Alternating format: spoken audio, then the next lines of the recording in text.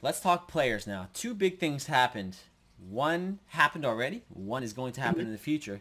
But let's talk about the Hmm. one that already happened. Sam Hmm. Darnold, formerly a New York Jet, Wow. now a Carolina Panther. Hmm. A trade occurred where the Carolina Panthers received a sixth-round pick in this year's draft, and they received a second and a fourth in the 2022 draft. Was I the only one confused by this to a very high degree, or was that just me? Do you think they gave up too much or not enough? No, I don't. I think honestly, I think that was just what the doctor ordered in terms of the amount of Okay. stuff they gave up. Because if you look at draft, there's not a lot of teams that have much success with fourth and sixth round draft picks in terms of getting an actual talent that matters. Sure, you got to be lucky. Right. So let's see. Sam Darnold, a former, first round draft pick for a second round pick. I think that's fair. I think Yeah, that's and fair. and Sam Darnold's on a 1 year deal effectively. Correct. It's the last year of his rookie deal. They can obviously choose to extend him if they choose, if he does well this year. Listen, I think I am extremely high on this deal.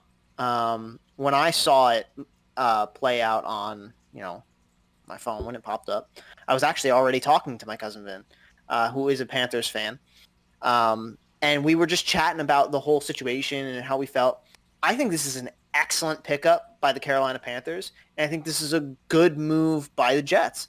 Um, it's arguable if the Jets should have even kept their third overall pick and then kept Sam Darnold, traded the pick, collected more picks, built around him. Um, Obviously, they're going to decide to go in a different direction at quarterback, but they've collected enough picks at this point. They got 2 first round this year, 2 first round next year, Mm-hmm. 2 second round this year, 3 second round next year. Yep. That's 7 picks, I think. Is that 7? Yeah, I I think think that's more so. than 7. That's a lot of picks in the first 2 rounds in 2 years. That's psychotic. Um, so the Jets are in a really good position to keep building under a head coach that they feel confident in and a general manager that has shown that even last year they drafted really well. Yes, It's they just a did. matter of that talent developing into Right. something meaningful. Um, so if you move over to the Panthers side, they gave up a second, sure. They gave up a fourth, sure. They gave up a sixth, whatever. That was just, kind of a cherry on top of the whole Right. thing. Correct. I think Sam Darnold brings. I am a firm believer that Sam Darnold was not the issue in New York. Mm. He was not the problem. I don't think so. Granted, was he perfect? No. But when he played, he gave them the best chance to win. When he did not play, they did not win a single game. Correct. And their average points per game was 13. So without Sam Darnold, the Jets were literally nothing. And with Sam Darnold, they were a team that could win a few games. But even then, that coaching staff was a nightmare. The personnel decisions was a nightmare. Mm-hmm. So there's a lot of issues in the New York Jets side of things, which they are trying to correct now, which I give them credit for. But the Panthers are now in a situation where they have a quarterback who can make plays. He is a play maker. If you watch Sam Darnold play, he is a mobile guy who's got a big time arm who just might need to work on his decision making a bit. Mm. Which, granted, without a good coaching staff, that was not possible. And he's only 23 years old. Keep in mind. Right. He's still younger than Joe Burrow. So keep that in mind. He's had 3 years under his belt. He's younger than Joe Burrow, and he's getting a fresh start on another squad. The type of mobile that Sam Darnold is, for those of you guys who are ignorant to Sam Darnold because you have not watched the New York Jets, which I do not blame you, because they were a dumpster fire, Oh man. that he is a semi-mobile quarterback a la Patrick Mahomes. Granted, I am not saying Sam Darnold is Patrick Mahomes, and I know you're going to make an Instagram title saying I'm comparing Sam Darnold to Patrick Mahomes. I won't do you like that. That's just blasphemous. I can't do that Sam, to you, bro. I'm not saying Sam Darnold is Patrick Mahomes. That's not what I'm saying. However, if you look at their play styles, the type of mobile they are, they both have the ability to run the football and extend the play, but they are not run-first quarterbacks. They both have big arms where they can make crazy throws on the run. Patrick Mahomes is a different animal. But Sam Darnold has that potential not to be Patrick Mahomes. Again, I don't know how many times I could say it. But to be a playmaking quarterback that can put a team like the Panthers, who have very, very solid offensive talent in Christian McCaffrey, DJ Moore. They still got Robbie Anderson, who Sam Darnold is used to working with. Correct. If they can build a defense, which they drafted every single pick last year on defense, so some of those guys got to pan out, and they will draft more defense this year.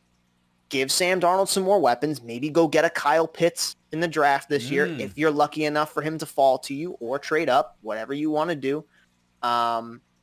This team could be scary. I had the Panthers last year being that last wild card team. Me too. I'm going to say it again. I think the Panthers, with this squad right now, and obviously depending on who they draft, they might go O-line, they might go Kyle Pitts, they might go defense, whichever they go. At number 8, you cannot go wrong with a lot of those guys at the top of the board. Yeah. This is going to be a very scary squad. I think they will be the second best team in the NFC South, and they will get the 6 or 7 seed. Whoa. That is where I'm going. Granted, it's the Bucks who are 1, just in case anyone was wondering. I figured. All right, so a couple of things. I think Sam Darnold is more reminiscent of maybe a Josh Allen in terms of the mobility, where they're mobile in the pocket. They're willing to extend the play outside of the pocket, but their willingness starts to wear down when it comes to actually running. Patrick Mahomes is more than willing to run if he needs to. He has no problem putting his head down. You can see Josh Allen and Sam Darnold both. When they're thinking about running, they're like, I don't want to, but I might have to. Okay, let's go. You know what I'm saying? So I think more of maybe a Josh Allen-y kind of, but that's a good... I can rock with that. That's a good comparison to have nonetheless. He's rock with that. Damn good as well. I think if you're a Jets fan, I think obviously, I think this was what had to happen. The relationship between Sam Darnold and the Jets was unrepairable at this particular point. There was nothing that either side could do to make it better. It felt like a relationship where both sides just got sick of each other and like, well, listen, we need to break this off. This is just toxic. And that's, I think, exactly what they did, clearly.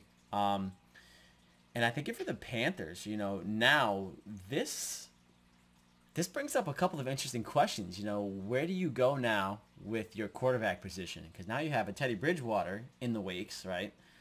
And you have a Sam Darnold now. I don't think either one particularly outclasses the other person. I think they're both a relatively equal quarterback in terms of the ability to make plays.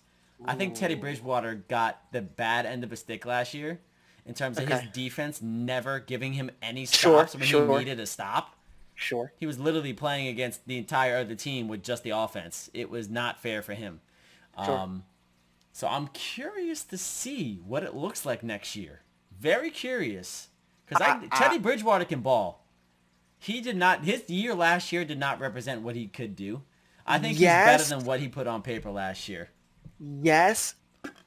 But so if you have tiers of quarterback talent, like arm talent, mobility, your ability to keep your eyes down the field and make plays when it breaks down. If you make tiers of quarterback, your top tier is Aaron Rodgers, Russell Wilson, Josh Allen, Patrick Mahomes. Tom Brady. When a play breaks down, he's not running out of the pocket. He don't need to, big fella. He's got a laser for an arm. Or a check down. He's really good at the check down. I'll give him that.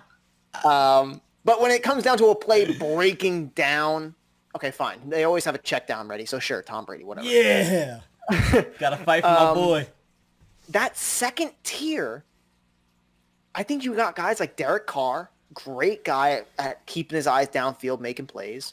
Ryan Tannehill, excellent at keeping a play going.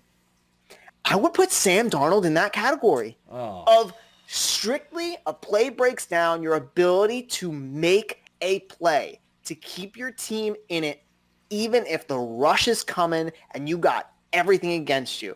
I've seen a lot of crazy plays from this kid, and some of them rival some Patrick Mahomes plays, where it's just weird, crazy, wow, how did he make that throw? And it was on the dime too. It's gorgeous. Teddy Bridgewater, on the other hand, when he first started his career, I would have said, yeah, sure, he's in that category. He's a good mobile guy, can make plays, get out of the pocket when he needs to, and all that kind of stuff. After his knee injury, he's been a lot more reminiscent of a Drew Brees, I would say, type quarterback, where he's a sit in the pocket, let's go through my reads. If I get a rush coming, I'll try to move. But at the end of the day, like, the rush is going to get there. And at the end, you're going to take your head down. You're going to try and move upfield and all that kind of nonsense. I would put him towards the lower end of that spectrum in terms of being able to create a play on your own, be able to be a play maker. I don't think his arm is near Sam Darnold's. I think Sam Darnold's got a bigger arm. I don't think his mobility is near Sam Darnold. I think Sam Darnold's got a lot more mobility going for him. The only thing I think Teddy Bridgewater has on Sam Darnold is experience, where he's led a lot of really good Minnesota Vikings teams. Really good mentor guy. I could see him, leading a guy if Carolina gets rid of him at some point. We'll talk about that later. But I think in terms of putting your team in the best chance to win with the talent you have, I think a guy like Sam Darnold's going to take advantage of that talent a lot more than a Teddy Bridgewater will.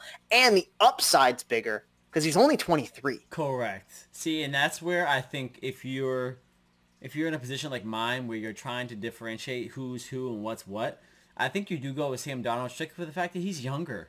And younger dogs are able to learn tricks faster.